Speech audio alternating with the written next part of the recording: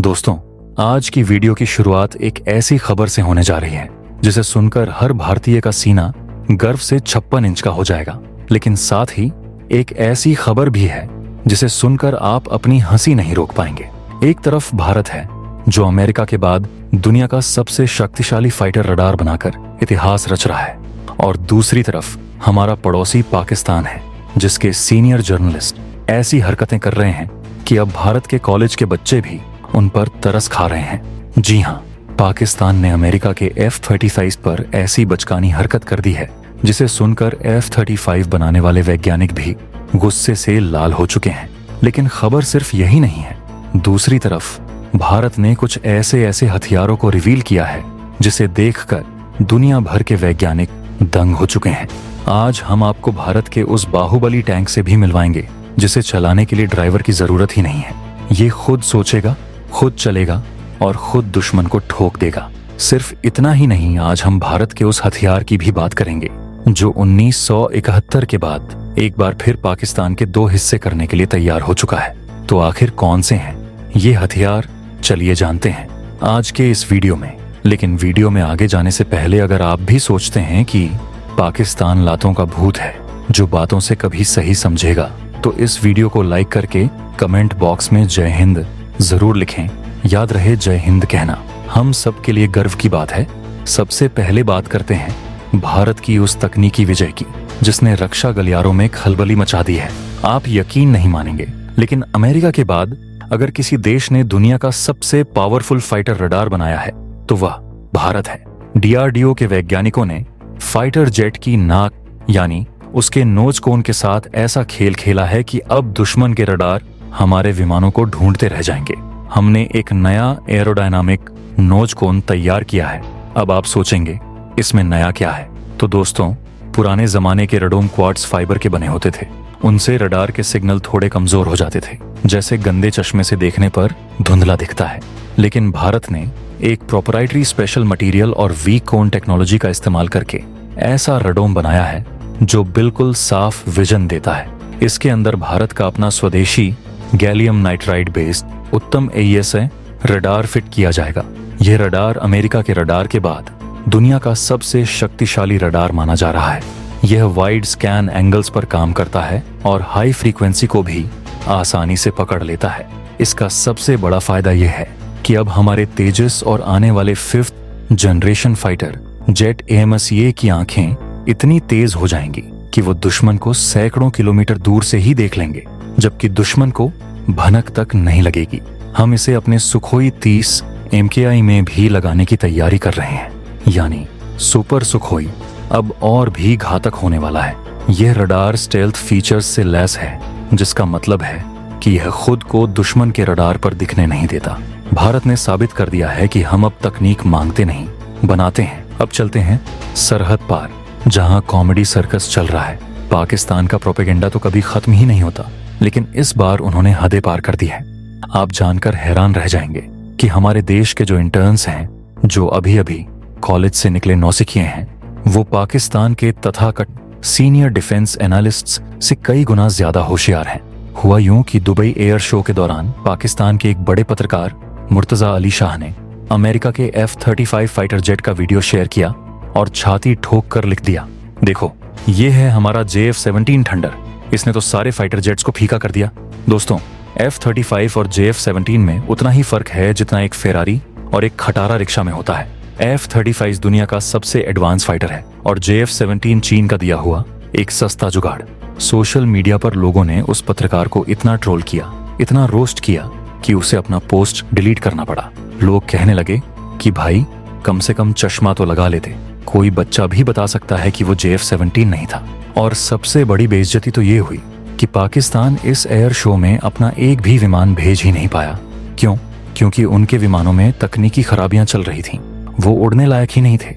यह है पाकिस्तान की वायुसेना की असलियत, बातें आसमान की और विमान जमीन पर। अब बात करते हैं DRDO के उस गेम चेंजर आविष्कार की जो भविष्य के युद्ध का नक्शा बदल देगा।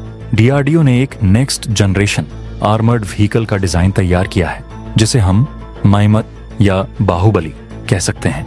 ये वाहन फ्यूचर बैटल के लिए है क्योंकि इसमें एक भी सैनिक या ड्राइवर नहीं होगा। ये पूरी तरह से ऑटोनॉमस होगा। ये आर्टिफिशियल इंटेलिजेंस का इस्तेमाल करके खुद फैसले लेगा।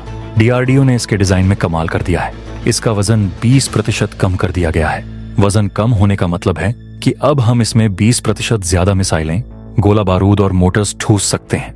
इसमें 1500 हॉर्स पावर का भारत में बना डेट्रन इंजन लगा है, जिसे हाइब्रिड इलेक्ट्रिक सिस्टम से जोड़ा गया है। इससे इसकी रेंज और भी बढ़ गई है। और सबसे खास बात, इसमें वो एक्टिव प्रोटेक्शन सिस्टम लगाया गया है जो अब तक सिर्फ इजराइल के पास था। यह सिस्टम दुश्मन की एंटी टैंक मिसाइल को टैंक से टकराने से पहले ही हवा में मार गिराता है। इसमें 400 mm की कैनन लगी है जो तोप के गोले दागती है। मशीन गन्स लगी हैं और 360 डिग्री का पैनोरामिक व्यू कैमरा है।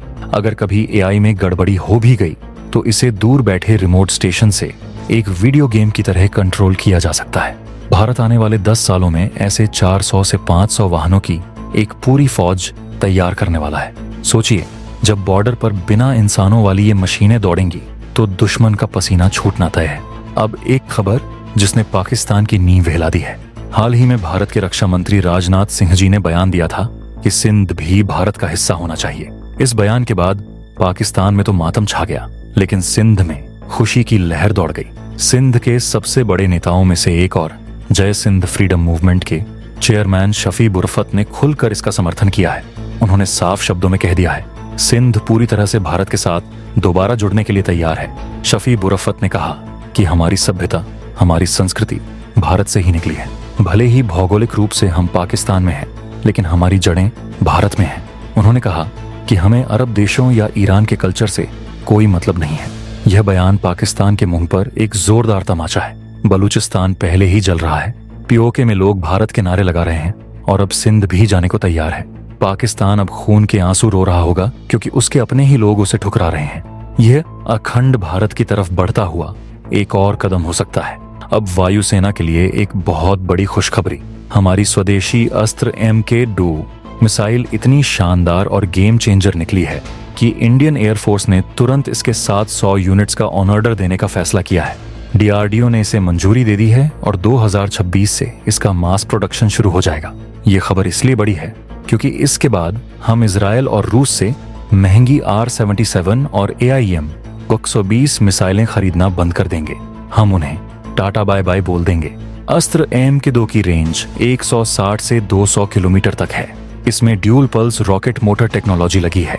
इसका मतलब है कि यह मिसाइल आखिरी समय तक अपनी ऊर्जा बचा कर रखती है और जैसे ही टारगेट पास आता है, यह सुपरसोनिक स्पीड से उस पर झपट्टा मारती है। इसकी एक्यूरेसी 95% से ज्यादा है, यानी अगर एक बार लॉक किया तो दुश्मन का बचना नामुमकिन है। और रुकिए, इसका भी बाप आने वाला है, अस्त्र MK3, जिसकी रेंज 300 किलोमीटर से ज्यादा होगी। इसे हम अपने तेजस मार्क 2 में लगाएंगे। भारत अब मिसाइल टेक्नोलॉजी में किसी का मोहताज नहीं रहा। लेकिन दोस्तों, आखिरी खबर थोड़ी चिंताजनक है और यह हमें एक सबक भी देती है। भारत ने हाल ही में अमेरिका से KC-135 टैंकर एयरक्राफ्ट खरीदने की बात की है। टैंकर एयरक्राफ्ट वो होते हैं जो हवा में दूसरे लड़ाकू विमानों में ईंधन भरते हैं। लेकिन अमेरिका ने इसमें अपनी पुरानी आदत के मुताबिक एक बहुत ही अपमानजनक शर्त लगा दी है। शर्त यह है कि भारत इन विमानों का इस्तेमाल युद्ध में नहीं कर सकता। जी हाँ, आप सही सुन रहे हैं। हम करोड़ों डॉलर खर्च करेंगे, लेकिन इसका इस्तेमाल सिर्फ ट्रेनिंग के लिए कर पाएंगे। अगर कल को चीन या पाकिस्तान से युद्ध होता है तो ये विमान जमीन पर खड़े धूल फांकेंगे। यह अमेरिका का असली चेहरा है। वह हथियार बेचता है, लेकिन उसका रिमोट कंट्रोल अपने हाथ में रखता है। भारत को यह कड़वा घूंट इसलिए पीना पड़ रहा है क्योंकि हमारे मौजूदा इल्यूशन 78 टैंकर पुराने हो रहे हैं और हमारे पास तत्काल कोई दूसरा विकल्प नहीं है। लेकिन यह एक बहुत बड़ा सबक है। अब समय आ गया है कि भारत रूस या ब्राजील की कंपनी एम्ब्रेयर के साथ मिलकर अपना खुद का स्वदेशी टैंकर एयरक्राफ्ट डिजाइन करे, ताकि कल को कोई भी देश हमें अपनी शर्तों पर ना नचा सके। हमें मेक इन इंडिया को और तेज करना होगा, वरना हम हमेशा इन शर्तों के जाल में फंसे रहेंगे।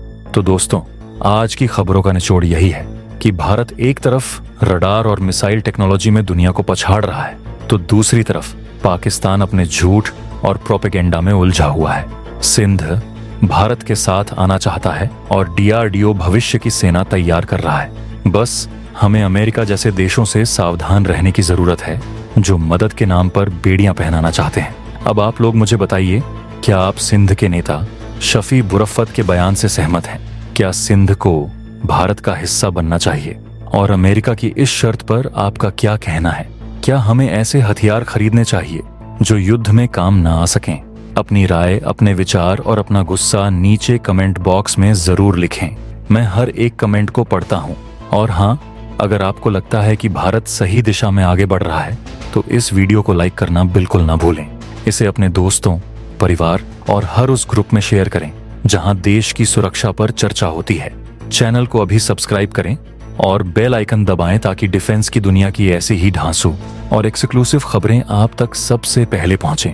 मिलते हैं अगले वीडियो में एक और बड़े खुलासे के साथ। तब तक के लिए जय हिंद, जय भारत।